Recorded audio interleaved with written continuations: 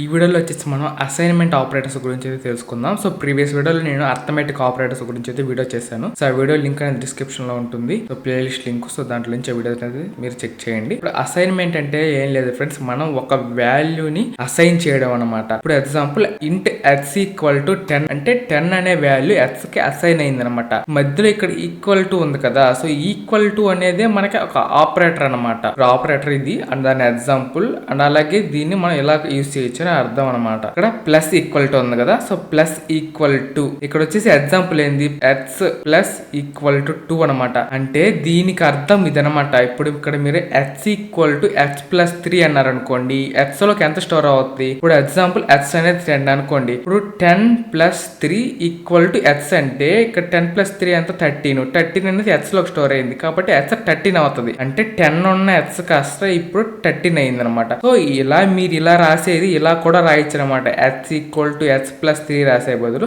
X plus equal to 3 రాస్తే direct గా X లోకి 13 అనేది స్టోర్ అవుతుంది. ఇక్కడ ఎక్స్ మైనస్ ఈక్వల్ టు 3 అంటే సేమ్ మనకి మైనస్ అయ్యి అది స్టోర్ అవుతుంది అనమాట. అలాగే మల్టిప్లికేషన్, డివిజన్, మోడ్లెస్ అలాగే ఇవన్నీ కూడా సేమ్ అలాగే వర్క్ అవుతాయి అనమాట. ఎక్స్ ఈక్వల్ టు 20 తీసుకున్నాను కదా, సో ఇక్కడ ఏంటంటే ఎక్స్ లో 20 అయితే ఉందన్నమాట. ఇప్పుడు మీరు దీని వాల్యూని పెంచాలనుకుంటే x equal to x plus 5 అని ఇచ్చి సెమీ కాలన్ ఇచ్చేసారు. ఇప్పుడు వచ్చేసి నేను మళ్ళీ ఒక ప్రింట్ ఫంక్షన్ తీసుకుంటాను. సో ఇప్పుడు వచ్చేసి ఎక్స్ అయితే మనం ప్రింట్ చేద్దాం అనమాట. ఇప్పుడు మనకి ఎంత ప్రింట్ అవుతుంది తెలుసా, 25 ప్రింట్ అవుద్ది. ఎందుకంటే ఇప్పుడు మనం ఎక్స్ ప్లస్ 5 ని మనం ఎక్స్ లో స్టోర్ చేస్తాం. అంటే 20 ప్లస్ 5 ఈక్వల్ టు 25 అనేది ఎక్స్ లోకి స్టోర్ అవుతుంది. ఒకసారి మీకు రన్ చేసి చూపిస్తాను. 25 అయితే ఇక్కడ ప్రింట్ అయింది. ఇప్పుడు వచ్చేసి ఏంటంటే దీన్ని మీరు ఇంకో రకంగా కూడా మీరైతే చేయొచ్చు అనమాట. అది వచ్చేసి ఎలాగంటే ఎక్స్ ప్లస్ ఈక్వల్స్ టు ఇప్పుడు దీన్ని సేమ్ మీరు మళ్ళీ బిల్డర్ అని క్లిక్ చేశారు అనుకో 25 వచ్చింది. సేమ్ మీరు X equal to x plus 5 తీసుకున్నా లేదంటే ఎక్స్ ప్లస్ ఈక్వల్ టు 5 తీసుకున్నా సేమ్ ఒకేలాగా వస్తుంది. ఇప్పుడు నేను ఇక్కడ వచ్చి 6 కనుక ఇచ్చారనుకోండి, ఇప్పుడు 26 రావాలి కదా.